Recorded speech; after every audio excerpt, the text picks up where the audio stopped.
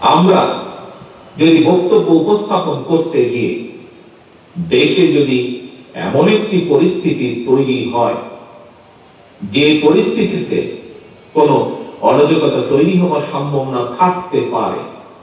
যে পরিস্থিতিতে দেশে পলাতক স্বৈরাচার আবার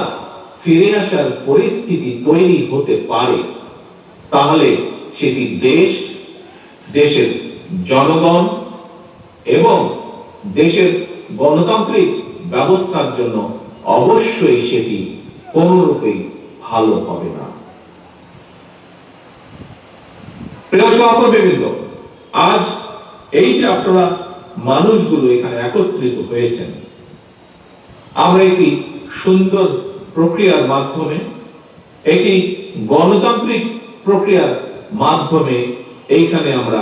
নেতৃত্ব